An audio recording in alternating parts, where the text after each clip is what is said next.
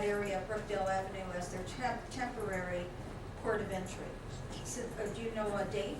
I believe the exact date was July 13th, 2009. And who is responsible for the street maintenance in that area? For the actual area that's being occupied as part of the interim port of entry by CBSA, it is the responsibility of CBSA and the Sealer International Bridge Corporation. Okay, so we don't plow roads or in We that don't- area at all? Not at all. For the remaining parts of Brookdale Avenue, both east and west of their facility, it is our responsibility to take care of those areas. And Brookdale Avenue still does remain a Cornwall street, however, correct? It is still under our ownership, yes. Okay. The federal government, as we just heard, has been in this area for a temporary, and I put temporary in quotes, port of entry for quite a while now. They have this temporary port of entry on a city street, and they are infringing on the right-of-way of the traffic in our city and pedestrians around this port of entry. They have never put a date on temporary. So we don't know what temporary means, and I mean temporary now has gone into almost a full year. It's like 3/4 of a year actually. The area looks bad. It produces strains on traffic coming in to Cornwall and strains on the business community itself here in Cornwall.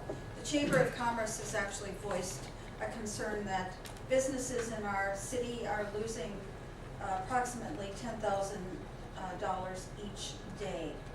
That is from the Chamber of Commerce.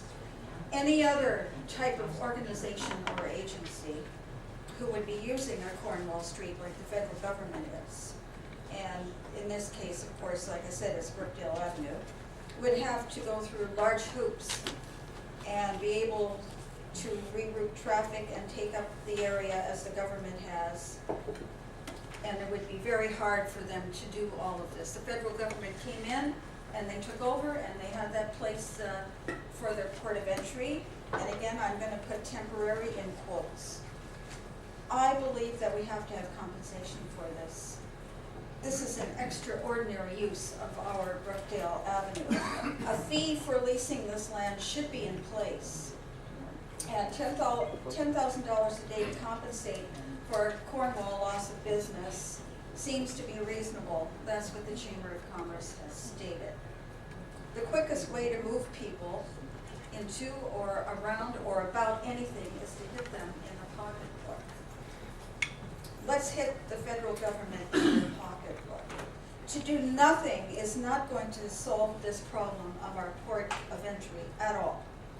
Temporary, in quotes again, in this case has no end date whatsoever to it. As far as I'm concerned, even going retroactive to the beginning of their stay there on our Brookdale Avenue is not out of the question. We haven't been able to put pressure on the federal government in any way. We're not even at the table of talks or negotiations or whatever you like to call it. I'm suggesting let's light a fire under them to get a resolution to this problem and an end to their temporary occupation of our Brookdale Avenue, which they have designated as their temporary port of entry.